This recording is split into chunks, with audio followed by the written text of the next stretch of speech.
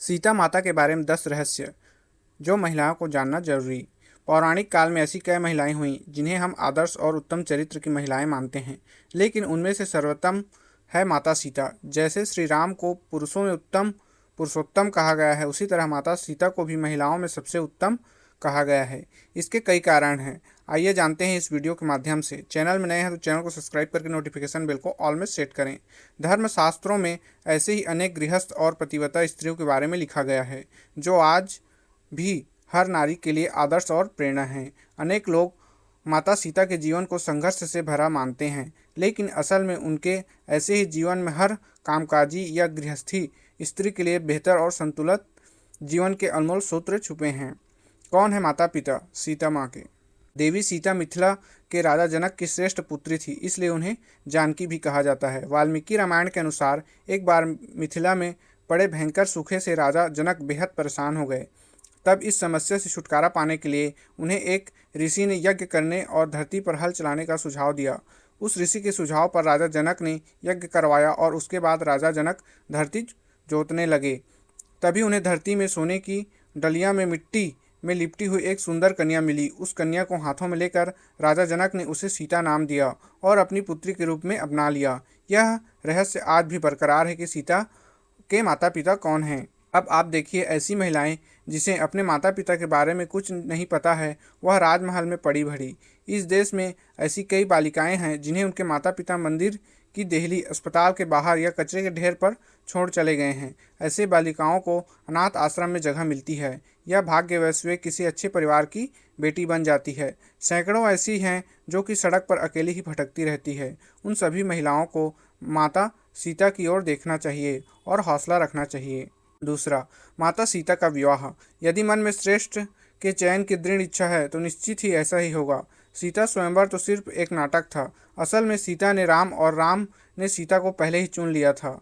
मास की शुक्ल पक्ष की पंचमी को भगवान श्री राम तथा जानकी पुत्री जानकी सीता का विवाह हुआ था। तभी इस पंचमी को विवाह पंचमी के पर्व के रूप में मनाया जाता है। निश्चित ही आज के दौर में किसी पुरुष ने राम ढूंढना मुश्किल है, लेकिन इतना भी मुश्किल नहीं। एक प्रतिबद्ध धर्म का जो पालन करे और 7 वचनों को जो गंभीरता से ले, उसी से विवाह करना चाहिए। महिलाओं को विवाह तो ऐसे ही व्यक्ति से करना चाहिए जो कि थोड़े बहुत संस्कार का पालन करता हो। यदि महिला आदर्श पुरुष की बजाय मॉडर्न पुरुष का चयन करेगी तो यह रिस्क तो है ही है, साथ ही वह समाज में नए प्रचलन को जन्म दे देगी। हो सकता है तब जिंदगी एक समझौता बन जाए। तीसरा, असाधारण प्रतिव्रता।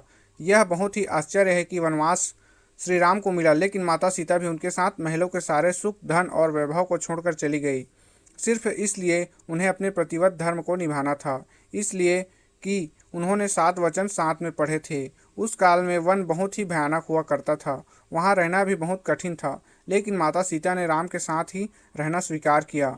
निश्चित ही पति को अपनी पत्नी के हर कदम पर साथ देना चाहिए, उसी तरह पत्नी का भी उसके पति के हर सुख दुख में साथ देना जरूरी है। कोई महिला यदि अपने पति के दुख में दुखी और सुख में सुखी नहीं होती तो उसे सोचना चाहिए कि क्या वह आदर्श और उत्तम दाम्पत्य जीवन शिव पार्वती और राम सीता की तरह ही हो सकता है। चौथा, सिर्फ गृहिणी नहीं, कामकाजी भी। माता सिर्फ गृहिणी ही नहीं, अर्थात घर में रहकर रोटी बनाना या घर के कामकाज देखना, वे प्रभु श्री राम के हर कार्य में हाथ बटाती थी। इस तरह वे एक कामकाजी महिला थी। श्री राम जहाँ रुकते थे वहाँ वे 3 लोगों के रहने के लिए एक कुटिया बनाती, खुद के कपड़े बनाती, जलाने की लकड़ी इकट्ठा करती और खाने के लिए कंद मूल तोड़ती थी। उस वक्त सभी कार्यों में लक्ष्मण सहित माता सीता उनका साथ देती थी। सीता का साहस।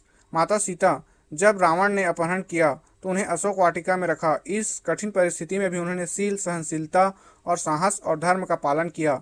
इस दौरान रावण ने उन्हें सास, साम, दान, भेद, तरह तरह की नीति से अपनी ओर झुकाने का प्रयास किया, लेकिन माता सीता नहीं झुकी, क्योंकि उनके रावण की ताकत और वैभव के आगे अपने पति श्री राम और उनकी शक्ति के प्रति पूरा विश्वास था।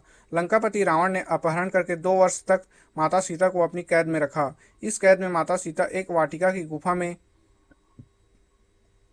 राक्षसनियों के पहरे में रहती थी। छठवां, सीता का विश्वास।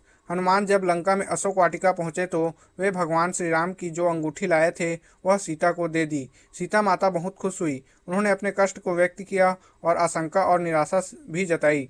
इतना विलंब कैसे हो गया राम को आने में? नाथ कहीं भूल तो नहीं गए मुझे? सीता के मन में ऐसी स्थिति जानकर हनुमान ने कहा कि यदि राम को आने में थोड़ा विलंब हो रहा है, माता, यदि आपको लग रहा है कि वे समुद्र पार कर पाएंगे या नहीं, तो मैं आपको लेकर राम जी के पास ले चलता हूँ।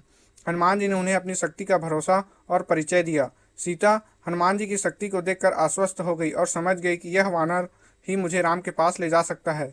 इसके बाद भी वह सीता ने कहा कि राम के प्रति मेरा जो समर्पण है, जो संपूर्ण त्याग है, मेरा प्रतिव्रत का धर्म है, उसको ध्यान में रखकर मैं राम के अतिरिक्त किसी अन्य का स्पर्श नहीं कर सकती। जब यहाँ राम आए, रावण का वध करें, जो उसके लोग हैं उनको मारे और हमें लेकर जाएं। राम जी मुझे मन मर्यादा के साथ लेकर जाएं, यही उचित होगा। सातवां, मायावी सीता। माना जाता है कि रण क्षेत्र में वानर सेना तथा राम लक्ष्मण में भय और निराशा फैलने के लिए रावण के पुत्र मेघनाद ने अपनी शक्ति से एक मायावी सीता की रचना की, जो सीता की भांति ही नजर आ रही थी। मेघनाद ने उसे मायावती सीता को अपने रथ के सामने बैठाकर रण क्षेत्र में घुमाना प्रारंभ किया। वानरों ने उसे सीता समझकर प्रहार नहीं किया। बाद में मेघनाद ने मायावती सीता के बालों को पकड़कर खींचा तथा सभी के सामने उसके दो टुकड़े कर दिए। यह दृश्य देखकर वानर सेना में निराशा फैल गई। सभी सोचने लगे कि जिस सीता माता के लिए हम युद्ध कर रहे हैं वह तो मारी गई, अब युद्ध करने का क्या फायदा। राम ने सीता की मृत्यु का समाचार सुना, वे अचेत हो गए। चारों ओर फैला खून देखकर सब लोग शोकाकुल हो उठे। यह देखकर मेघनाद देवी के स्थान पर जाकर हवन करने लगा। जब राम की चेतना लौटी तो लक्ष्मण और हनुमान ने उन्हें अनेक प्रकार से समझाया तथा विभीषण ने कहा कि रावण कभी भी सीता को मारने की आज्ञा नहीं दे सकता, अतः यह निश्चय ही मेघनाद की माया का प्रदर्शन है। आप निश्चिंत रहिए। बाद में कुछ दिन युद्ध और चला, अंततः रावण मारा गया। सीता की अग्नि परीक्षा। सीता ने अग्नि परीक्षा दी या नहीं दी, यह सवाल अभी भी बना हुआ है। यह भी कहा जाता है कि उन्होंने अग्नि परीक्षा दी थी, लेकिन राम ने सीता का त्याग नहीं किया था। जिस सीता के बिना राम एक पल भी नहीं रह सकते थे और जिसके लिए उन्होंने सबसे बड़ा युद्ध लड़ा, वे किसी व्यक्ति और समाज के कहने पर क्या छोड़ सकते हैं? राम जब सीता को रावण के पास छुड़वाकर अयोध्या ले आए तो उनके राज्याभिषेक के कुछ समय बाद मंत्रियों और मुंह से राम राम जाना और प्रजाना की सीता की पवित्रता के विषय में संदिग्ध, अतः सीता राम को लेकर अनेक मनमानी बातें बनाई जा रही थी। उस वक्त सीता गर्भवती थी। राम और अन्य सीता से कहा कि समाज में बातें बनाई जा रही हैं, सभी कहते हैं कि अग्नि परीक्षा देनी पड़ेगी। माना जाता है कि राम और समाज द्वारा संदेह किए जाने के कारण सीता ने ग्लानि, अपमान और दुख से विचलित होकर चिंता तैयार करने की आज्ञा दी। सीता ने कहा, यद्यपि मन, वचन, कर्म और मैंने सदैव राम को ही स्मरण किया है तथा रावण जिस शरीर को उठाकर ले गया वह तब तक अग्नि में मेरी रक्षा करे। और फिर सीता ने जलती हुई चिता में प्रवेश किया।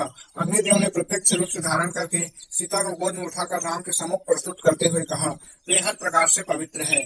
इस अग्नि परीक्षा के बाद जन समुदाय में तरह तरह की बातें बनाई जाने लगी। तब राम के समक्ष फिर धर्म संकट उत्पन्न हो गया। वाल्मीकि आश्रम में सीता। जब सीता माता रहती थी तब उन्होंने एक दिन राम को से एक बार तपोवन घूमने की इच्छा व्यक्त की, किंतु राम ने वंश को कलंक से बचाने के लिए लक्ष्मण से कहा, वे सीता को तपोवन में छोड़ आए।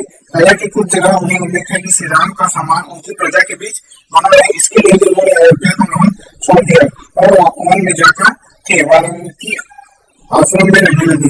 वे गर्भवती थी और इसी अवस्था में उन्होंने अपना घर छोड़ा। वाल्मीकि आश्रम से सीता ने दो बच्चों को जन्म दिया। सीता की मृत्यु। माता सीता ने अपने पुत्रों के साथ वाल्मीकि आश्रम में रहती थी। एक बार की बात है, भगवान श्री राम अश्वमेध यज्ञ का आयोजन किया। उस यज्ञ में वाल्मीकि जी ने लोग को रामायण सुनाने के लिए भेजा। राम ने जब रामायण चले भी सुना। कहते हैं प्रतिदिन वे 20 सर्ग सुनाते थे। उत्तर कांड तक पहुंचने पर राम ने जाना कि वे दोनों राम के ही बालक हैं। तब राम ने सीता को कहा कि यदि वे निष्काम तुम्हारा सभा में आकर अपनी पवित्रता प्रकट करे। वाल्मीकि सीता को लेकर सभा में गए। वहां सभी में वरिष्ठ ऋषि थे।